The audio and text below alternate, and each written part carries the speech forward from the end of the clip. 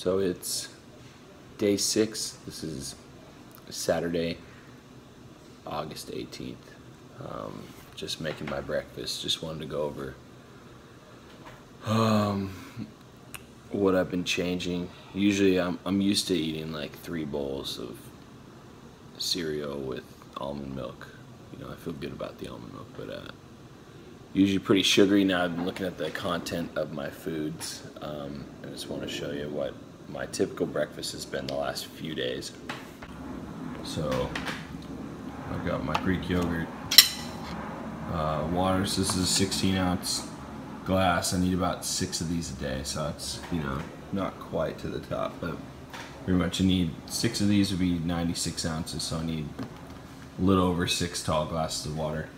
I got my egg, bacon, spinach, and shout out to Great Poupon and Stubbs for making this a nice hearty meal. So putting the foods I'm actually buying to use rather than just talking about eating healthy and then buying stuff and then I'm throwing it out because it gets rotten. Like, I'm actually trying to eat differently rather than eating, like, you know, 3 pounds of cereal, which I love to do. Trying to do a little differently.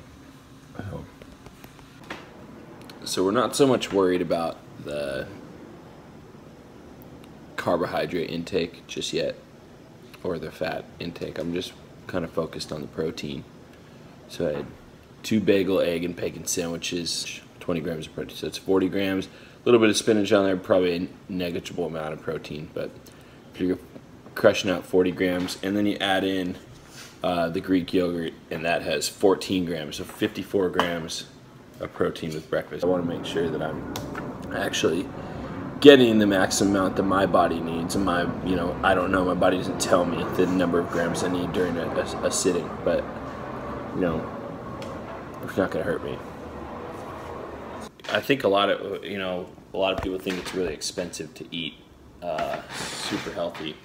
My breakfast this morning, we usually get bagels from the 99-cent store, and I'll wait till they have like, they're on the rack, or like on the dollar rack where they're like about to go off, and I'll buy a bunch, and they're 6 packs for $1, and I'll just get like 8 to 10 of them and put them in the freezer, because you can't leave them out because they've probably got like 3 days of room temperature for they go off. So I just leave them in the freezer, and I take out 1 6-pack at a time. So each bagel is 17 cents a bagel.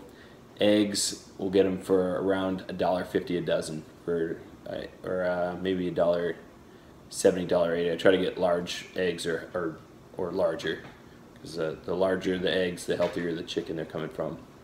So it's worth, you know, 2 or 3 extra cents there to me. So an egg, paying about 15 cents an egg. Then I don't know, each slice of bacon's what, maybe about 20 cents. So each one of those sandwiches comes in, you know, you factor in the, you know, my gas stove and the olive oil, whatever it is, probably maybe 65 cents an egg sandwich.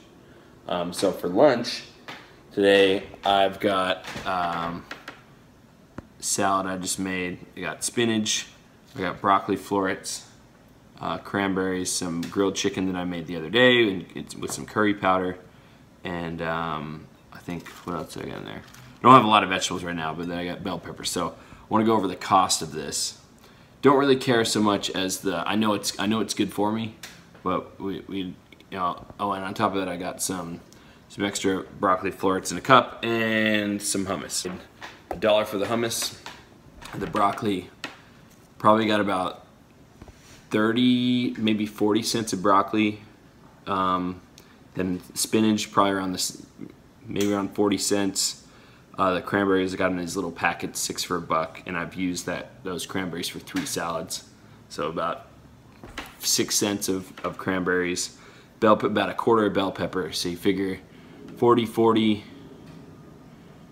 So and that broccoli included that. So with the hummus, I'm into it about a $1, maybe $1, max $1.25 for this salad with some hummus and broccoli. Like, everyone can afford to do that.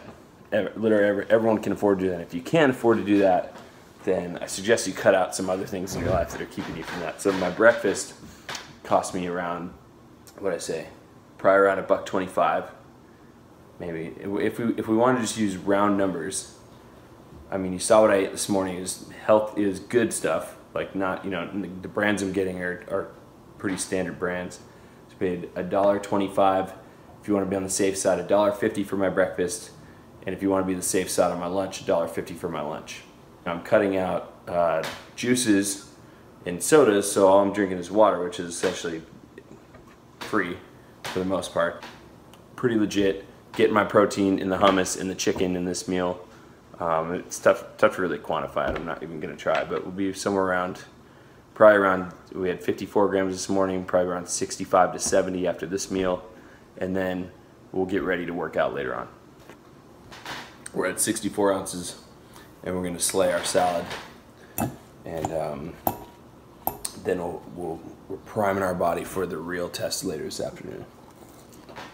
I know you're probably thinking, dude, why are you so freaking tired if you're eating so well? Well, we went to a wedding in Utah yesterday. We didn't get back to the house until 1 in the morning. So my sleep is throwing off a little bit. Usually I'm waking up around 3:30. So yes, I look haggard, but I'm gonna quick pound some C4 and then wait for that to kick in. I'm actually editing the very first video, so we're like, today's 18th, so the video from the 13th, I'm actually editing that today. So I'm working on it. I'm working on it. It's all part of building habits, but I'm gonna pound this and then I'm gonna wait for that to kick in and get started.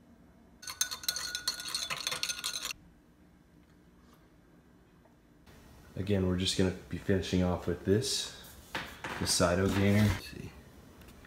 So 2 scoops, 27 grams in 2 scoops. Usually I just do 1 scoop. So we're gonna try to do 2 scoops tonight. Okay, there's not enough water to mix that all in one. So what we're gonna do, I'm gonna drink 1, and I'm only at 80 ounces right now, so this will put me at 96. And then I'll use that and I'll fill up another shake and drink the last little bit. All right, so I pounded the first one. So after I finish this, it's gonna put me at about 96 plus 16, somewhere around 112 ounces of water, which is a really good day. It's probably my highest output today. It's good. We hit our goal of 100, and hopefully maybe I'll lose a couple pounds. I'll only need to, you know, to drink 96. I'll be able to curb the amount of water I actually need down.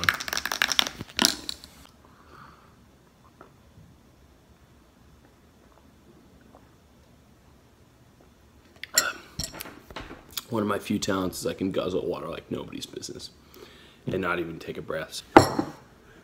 Sorry, I'm still kind of amateur at this.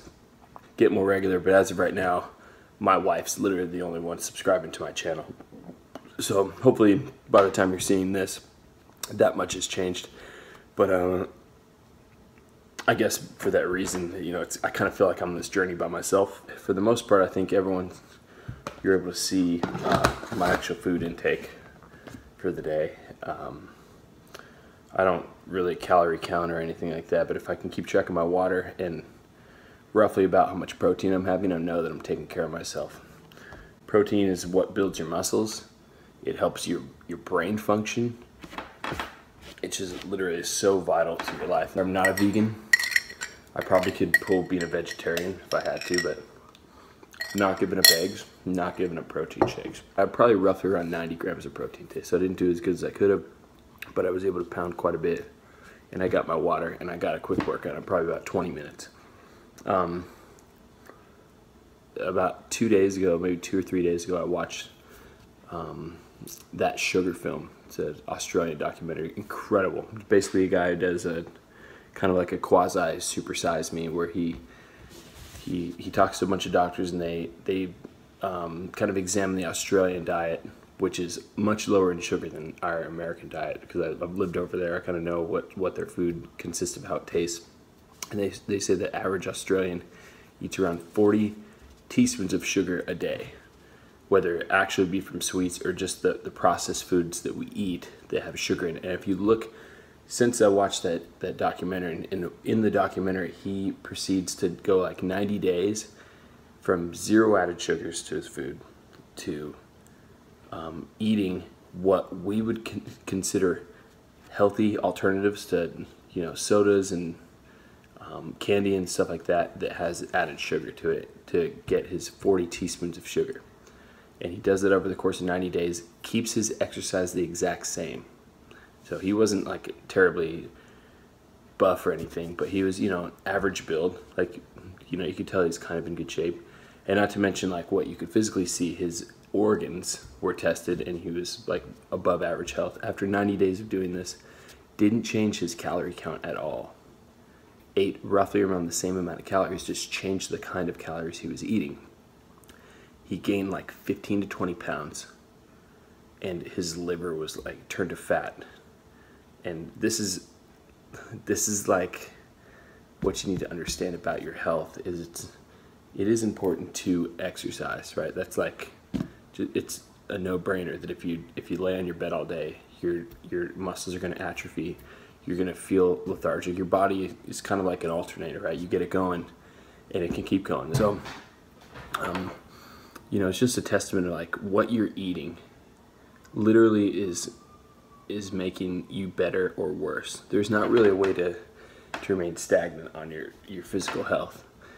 Since that time, I went shopping like 2 days after, I can't remember, 2 days ago, and I was looking at the back of labels, and sure enough, like everything I'm looking at has sugar added, right? Everything that's, you know, packaged food has some level of sugar for the most part.